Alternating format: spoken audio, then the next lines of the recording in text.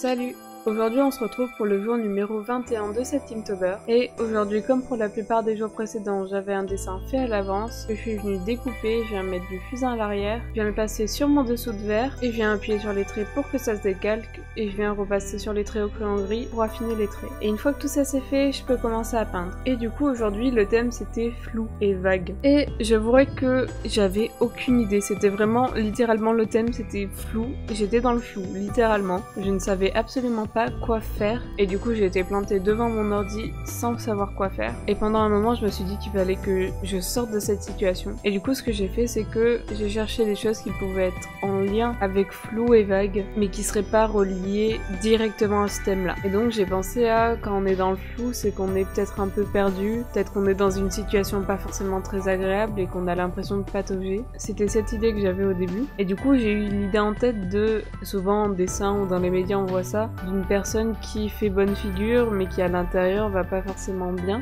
et j'avais pas envie de le représenter comme on le voit beaucoup avec un masque et une personne qui se tient derrière un masque d'un personnage heureux. J'aurais pu faire ça m'intéressait pas vraiment et du coup je me suis plus portée vers une personne qui aurait l'air heureuse et sur la même image on aurait un plan de lui heureux et un plan de lui malheureux. Je voulais aussi m'entraîner avec ça à déjà peindre les visages parce que comme j'ai pu le dire dans d'autres vidéos c'est pas forcément la chose avec laquelle je suis le plus à l'aise et ça m'entraînait surtout à peindre avec de la transparence parce qu'autant l'acrylique c'est pratique pour faire des choses qui vont durer dans le temps, pour mettre de la matière et pour avoir des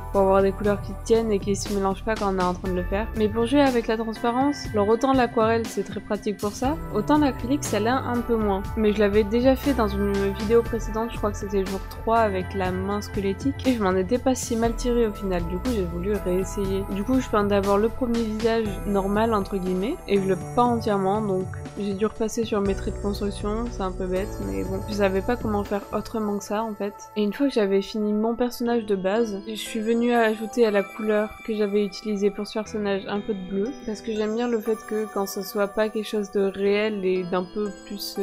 spirituel ou caché ou quelque chose comme ça, j'aime bien l'idée que ça soit un peu bleuté parce que ça fait toujours un peu plus fantôme, orbe ou ce genre de choses. Et du coup je viens rajouter beaucoup d'eau à ce mélange là et je le passe en fine couche. Et le truc c'était que si ça se voyait pas assez, je pouvais juste repasser plusieurs couches par dessus. Alors que si je mettais une trop grosse couche dès le début, j'aurais tout foiré en fait. Bon, je me suis fait quelques petites frayeurs parce que en passant mon bleu, j'avais de la peinture qui était restée sur le pinceau et qui est venue de se mettre, alors je suis venue directement l'essuyer avec un petit mouchoir pour faire partir toute la peinture. Ça m'a fait un peu peur, je me suis dit j'ai pas envie de recommencer tout depuis le début, mais au final je m'en suis pas trop mal tirée. Et voilà, je viens ajouter quand même quelques détails, mais pas trop pour qu'on puisse voir le reste aussi. Et du coup une fois que j'ai fini, je vais appliquer une couche de vernis pour protéger à la fois l'acrylique et le bois. Donc voilà ce que ça donne d'un peu plus près. C'était je pense une des peintures qui a été le plus complexe parce qu'il fallait jouer à la fois sur la transparence, à la fois peindre des visages avec lesquels je suis pas forcément à l'aise. Et du coup il y avait plusieurs éléments qui me mettaient pas forcément en confiance, j'avais très peur de rater cette peinture. Mais au final je pense que je m'en suis pas trop mal tirée, vous me direz ce que vous en avez pensé dans les commentaires. Mais dans tous les cas on se retrouve dans une prochaine vidéo, donc à demain!